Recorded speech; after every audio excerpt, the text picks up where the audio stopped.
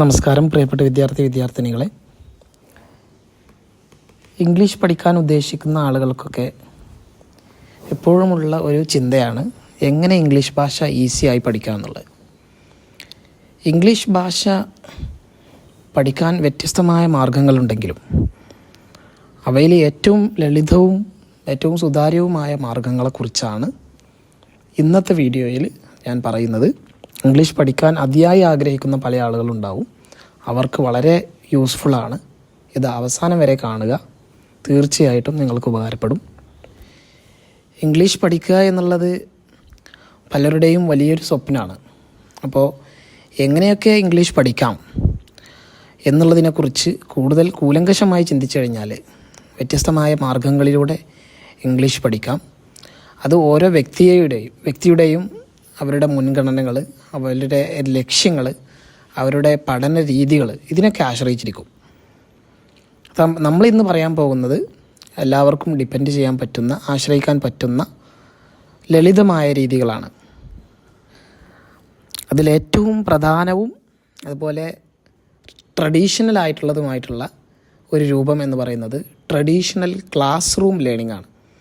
Class റൂമിലിരുന്നു കൊണ്ട് പരമ്പരാഗതമായ രീതിയിലുള്ള പഠനം.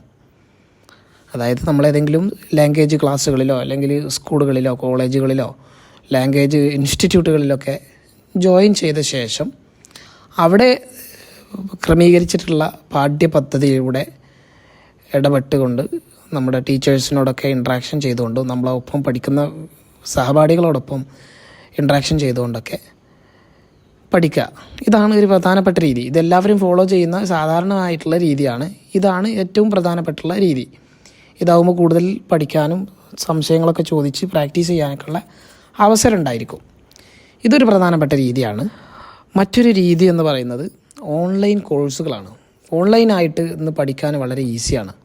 എല്ലാവർക്കും വളരെ താല്പര്യമുള്ളൊരു മേഖലയാണ് ഓൺലൈൻ പഠനം. കാരണം വളരെ ലളിതമായിട്ടുള്ള ഒരു പ്രോസസ്സാണ് ഓൺലൈൻ കോഴ്സസ് എന്ന് പറയുന്നത്. കാരണം ഒരു സ്ഥാപനത്തിൽ പോയി പഠിക്കുക എന്നത് പല ആളുകൾക്കും ബുദ്ധിമുട്ടുള്ളതായിരിക്കും. ചിലപ്പോൾ പല ആളുകൾക്കും അവരുടെ വീട്ടിൽ നിന്ന് പുറത്തിറങ്ങാനോ മറ്റ് സ്ഥാപനങ്ങളിൽ പോയി പഠിക്കാനോ സാമ്പത്തികമായിട്ടോ അല്ലെങ്കിൽ സാഹചര്യങ്ങൾ കൊണ്ടൊക്കെ പഠിക്കാൻ കഴിയണമെന്നില്ല. എന്നാൽ ഓൺലൈൻ സംവിധാനത്തിലൂടെ നല്ലൊരു അവസരമാണ് ഭാഷാ പഠനം നടത്തുന്ന ആളുകൾക്ക് ലഭിക്കുന്നത്. കാരണം ഒരുപാട് പ്ലാറ്റ്ഫോമുകളുണ്ട്. പ്രത്യേകിച്ചും Duolingo, Babel, rosette stone, Coursera, അങ്ങനെ ഒരുപാട് ഓൺലൈനായിട്ട് പഠിപ്പിക്കുന്ന ഇൻസ്റ്റിറ്റ്യൂട്ടുകളുണ്ട്. ഈ ഇൻസ്റ്റിറ്റ്യൂട്ടുകൾ വഴി വളരെ ഈസി ആയിക്കൊണ്ട് ലെസൺസും ക്വിസസും എക്സസൈസൊക്കെ ചെയ്തുകൊണ്ട് ഇംഗ്ലീഷ് പഠിക്കാൻ കഴിയും. പിന്നീടുള്ള ഒരു ഓപ്ഷൻ എന്ന് പറയുന്നത് ലാംഗ്വേജ് എക്സ്ചേഞ്ച് പ്രോഗ്രാംസാണ്. ലാംഗ്വേജ് എക്സ്ചേഞ്ച് പ്രോഗ്രാംസ് എന്ന് പറഞ്ഞാൽ നേറ്റീവ് സ്പീക്കേഴ്സ്, അതായത് ഇംഗ്ലീഷ് ഭാഷ സംസാരിക്കുന്ന ഭാഷക്കാരുണ്ടാവും, അവരുമായി നേരിട്ട് കോണ്ടാക്റ്റ് ചെയ്യുക. അതിന് വ്യത്യസ്തമായ വെബ്സൈറ്റുകളുണ്ട്. ടാൻഡം, അതുപോലെ ഹലോ ടോക്ക്, അങ്ങനത്തെ കോൺവെർസേഷൻ എക്സ്ചേഞ്ച് അങ്ങനത്തെ ഒരുപാട് വെബ്സൈറ്റുകളുണ്ട്. ഈ വെബ്സൈറ്റുകളിലൂടെയൊക്കെ നമ്മൾ തുടക്കത്തിൽ ഇംഗ്ലീഷ് പഠിക്കുമ്പോൾ സംസാരിക്കുമ്പോഴൊക്കെ ഒരുപാട് തെറ്റുകളുണ്ടാകും. ഈ തെറ്റുകളൊക്കെ അവർക്ക് നമ്മുടെ ഭാഷ പഠിക്കാനും താല്പര്യം ഉണ്ടാവും. അപ്പോൾ നമുക്ക് അവരുടെ ഭാഷയും അവർക്ക് അവരുടെ ഭാഷയും പരസ്പരം പഠിപ്പിച്ചു കൊടുത്തുകൊണ്ട് ലാംഗ്വേജ് എക്സ്ചേഞ്ച് ചെയ്യുന്ന സിസ്റ്റം, ഇതിലൂടെ ആളുകൾക്ക് ഇംഗ്ലീഷ് പഠിക്കാൻ കഴിയും. ഇത് നല്ലൊരു മികച്ച ഓപ്ഷനാണ്. പിന്നെയുള്ളത് self study with books and resources. ഒരുപാട് സംവിധാനങ്ങൾ നമ്മുടെ നാട്ടിലുണ്ട്, ഒരുപാട് പുസ്തകങ്ങളുണ്ട്. ഇതൊക്കെ ഉപയോഗിച്ച് കൊണ്ട് എന്ത് ചെയ്യാം, സ്വന്തം പഠിക്കാം. അതിന് ഇംഗ്ലീഷ് ലാംഗ്വേജിൻ്റെ ടെക്സ്റ്റ് ബുക്കുകളുണ്ടാവും, ഗ്രാമർ ഗൈഡുകളുണ്ടാവും, വൊക്കാബുലറി ബുക്സ് ഉണ്ടാവും. ഇതെല്ലാം ഉപയോഗപ്പെടുത്തിക്കൊണ്ട് നന്നായിട്ട് പഠിക്കാൻ കഴിയും.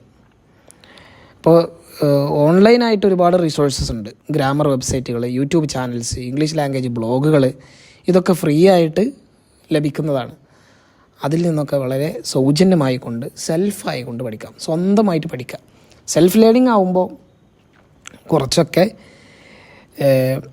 മനസ്സിലാക്കാൻ കഴിയുന്ന ആളുകളായിരിക്കണം എന്നുള്ളൊരു നിബന്ധന കൂടിയിട്ട്. ഇനിയിപ്പം സ്വന്തം ലാംഗ്വേജിൽ തന്നെയാണ് ഈ ഭാഷ പഠിക്കുന്നതെങ്കിൽ ഒരു പ്രശ്നമില്ല, വളരെ ഈസി ആയിട്ട് പഠിക്കാം. പിന്നെയുള്ള മറ്റൊരു മികച്ച ഓപ്ഷൻ എന്ന് പറയുന്നത് ലാംഗ്വേജ് ആപ്സാണ്. ലാംഗ്വേജ് പഠിക്കാൻ ആവശ്യമായ ആപ്പുകൾ സ്മാർട്ട് ഫോണിലോ അല്ലെങ്കിൽ ടാബ്ലറ്റിലൊക്കെ ഉള്ള ആപ്പുകൾ ഉണ്ടാവും.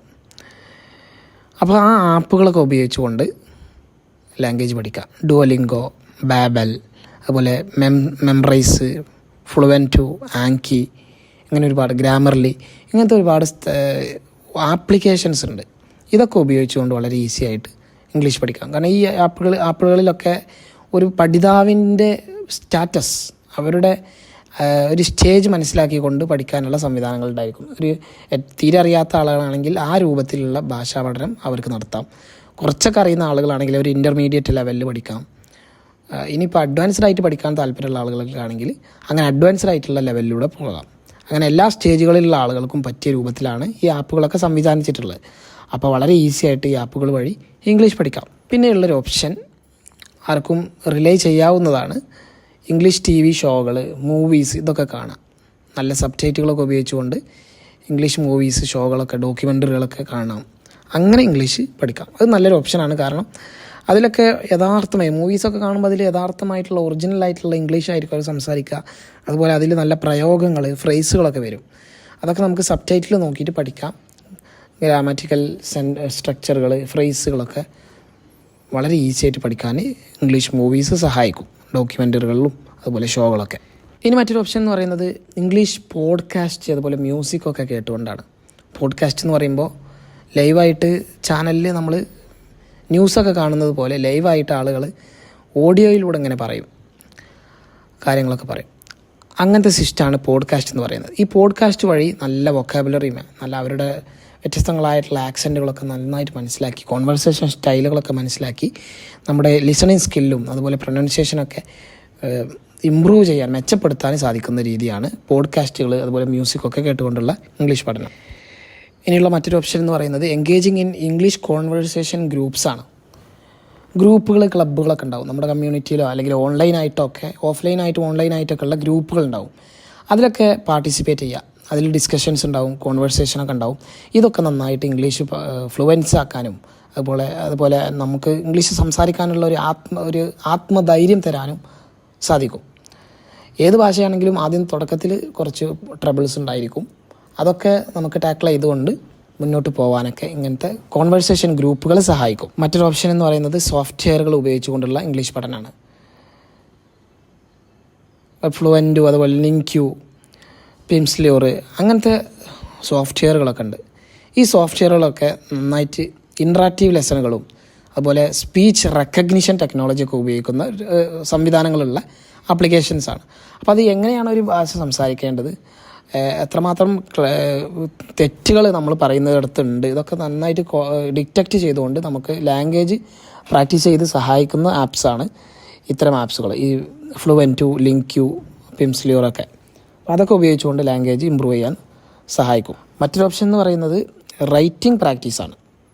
ഇംഗ്ലീഷ് ഭാഷ വെറും ഗ്രാമർ പഠിച്ചുകൊണ്ടോ അല്ലെങ്കിൽ എന്തെങ്കിലും കേട്ടതുകൊണ്ടോ മാത്രമാവില്ല. നമുക്കത് നിരന്തരം പ്രാക്ടീസ് ചെയ്യണം. എങ്ങനെ പ്രാക്ടീസ് ചെയ്യണം? എഴുതിക്കൊണ്ട് തന്നെ പ്രാക്ടീസ് ചെയ്യണം. അതിപ്പോൾ ജേർണൽസ് ആവാം, എസ്സേസ്, ഇമെയിൽസ്, അതുപോലെ ഓൺലൈൻ ഫോറങ്ങളിൽ പാർട്ടിസിപ്പേറ്റ് ചെയ്യുക, പിന്നെ സോഷ്യൽ മീഡിയ പ്ലാറ്റ്ഫോമുകളിലൊക്കെ എഴുതുക.